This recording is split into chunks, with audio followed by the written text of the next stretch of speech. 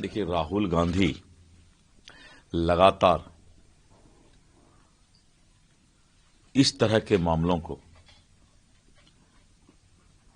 चूंकि उनके पास कोई काम नहीं है, तो बैठे बैठे देश अगर विकसित हो रहा है, विकास कर रहा है, सुरक्षा के मामले में अपने आप को आत्मनिर्भर करना चाहता है, तो हर चीज पर सवाल उठाना अब उनका एक आदत सा बन गया है, हैबिट फॉर्म हो गया है राहुल गांधी का, कि सरकार को किसी तरह से डिस्टर्ब करो। आप देख रहे होंगे लगातार उनका जो रवैया है, जनता के पास कांग्रेस नहीं जा रही है।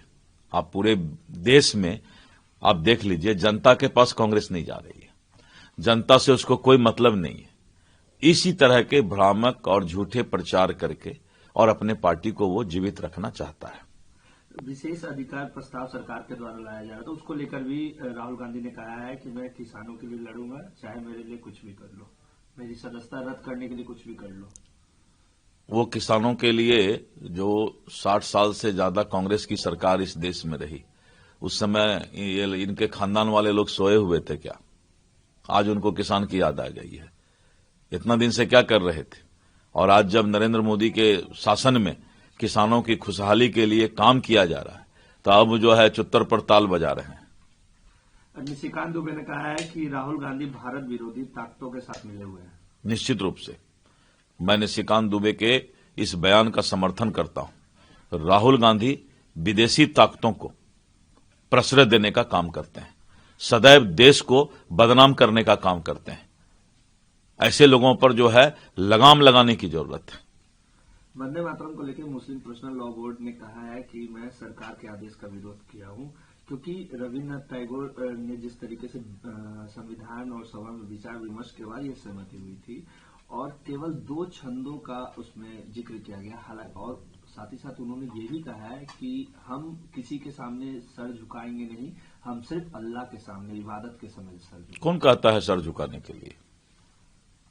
सर झुकाने के लिए तो कोई नहीं कहता है। जो हमारा राष्ट्रगान है उसके प्रति आपका रेस्पेक्ट, आदर होने की आवश्यकता है, और उसी आदर को, भाव को आपको दिखाना है। आपको तो कोई सर झुकाने नहीं बोलता है, इसलिए इस सब तरह की बात करने के लिए, झूठ मूठ का जो है मीडिया में बने रहने के लिए ये लोग इस तरह की बात करते हैं।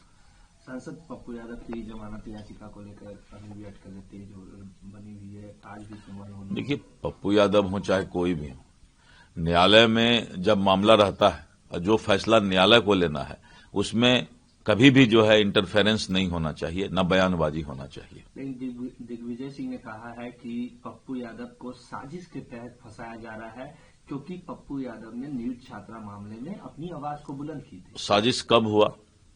31 साल पहले की घटना है। 31 साल पहले साजिश हुआ तो 31 साल पहले बिहार में किसकी सरकार थी? 31 साल पहले बिहार में लालू जी की सरकार थी।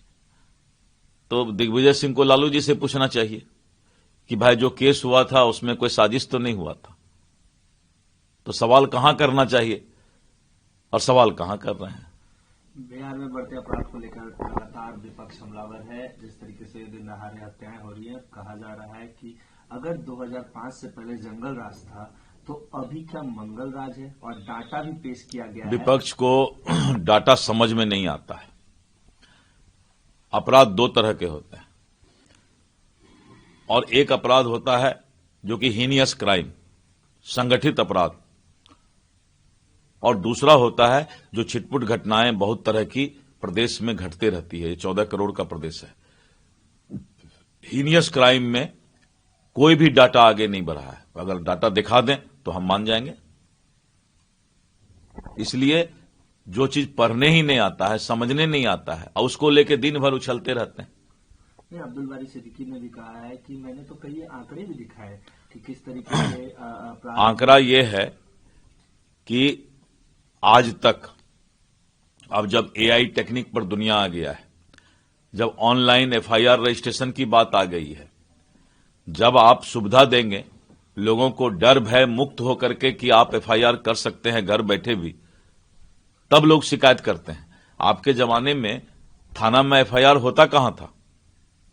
क्रिमिनल के डर से कोई थाना जाता कहां था? मुख्यमंत्री निवास में जाकर के अपहरण का समझौता करा लेता था। तो जब समझौता आप ही कर देते थे तो अपहार का आपका केस का कहां से होगा?